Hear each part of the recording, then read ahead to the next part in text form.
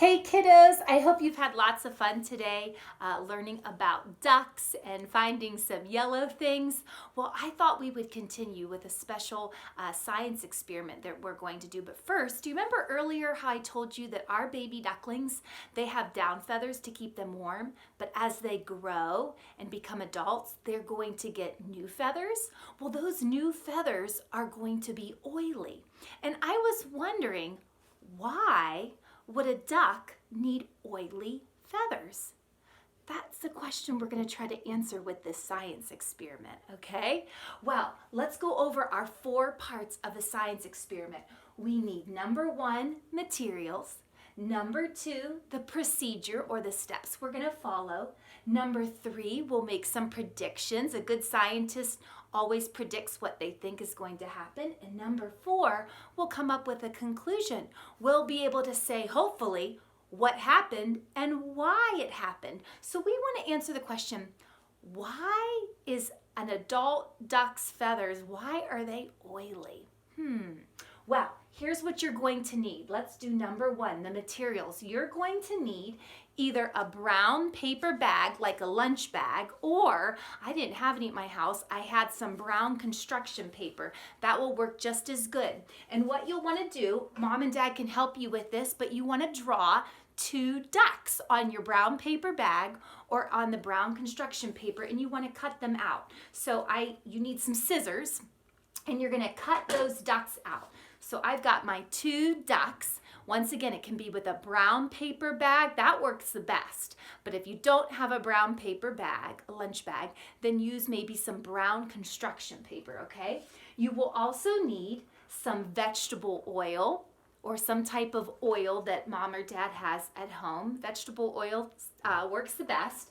You'll need a couple of cotton balls, and you'll need some water. I've got some water in this cup. Now, if you have a squirt bottle, it also works the best, but Mrs. Stewart didn't have a squirt bottle, so I just made do with what I had. I have a container with some water in it.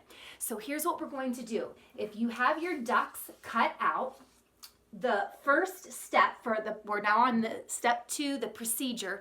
I want you to take a cotton ball and I want you to put some oil on it. Moms and dads might need to help you with this part because we definitely don't want to spill this all over the place, but very gently, you're going to get some oil on your cotton ball.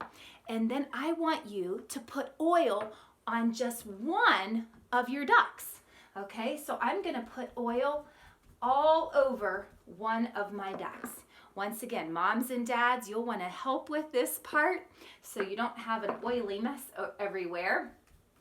Maybe if mom or dad can pour a little bit of oil in a container and then you can just dip your cotton ball in, that would be awesome. Okay, so I'm getting oil all over my one duck, just one of my ducks.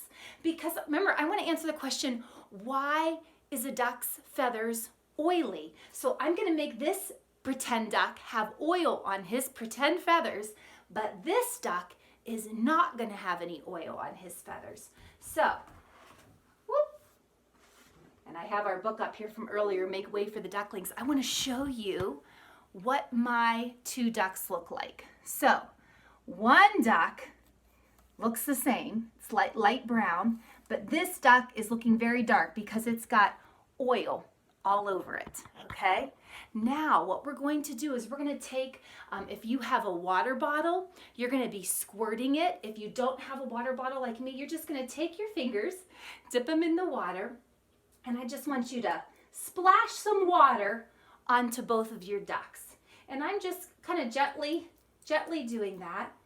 And I want you to notice what happens. Oh, we have to stop for just a minute. We didn't do number 3. We didn't make a prediction. Stop for just a second before you add any more water. What do you think is going to happen? When we put water on these 2 ducks, one has oil and one does not. Do you have any guesses?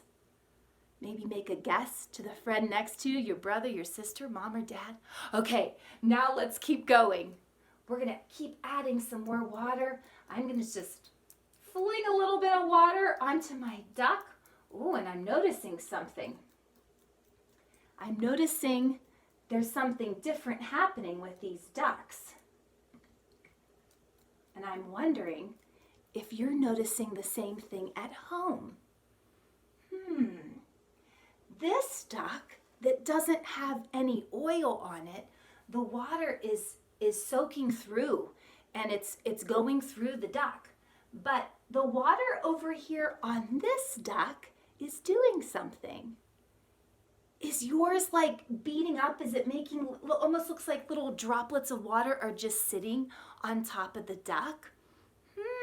Let me see if I can show you what's happening with mine.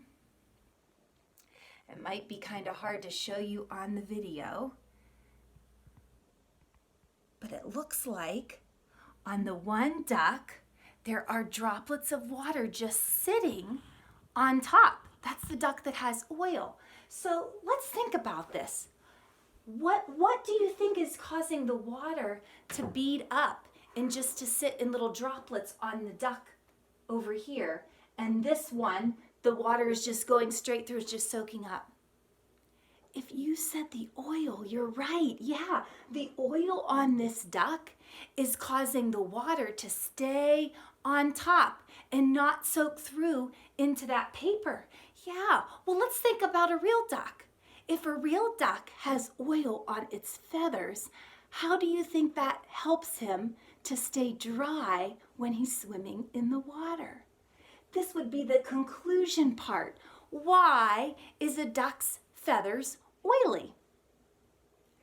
If you said that their oily feathers help to keep them dry because the oil causes the water to stay on the outside part of their feathers and not soak through into their body, you are correct. Way to go, scientists! You did an awesome job. Well, I hope you had fun with this science experiment, and we'll look forward to doing more in the future. Okay, bye for now.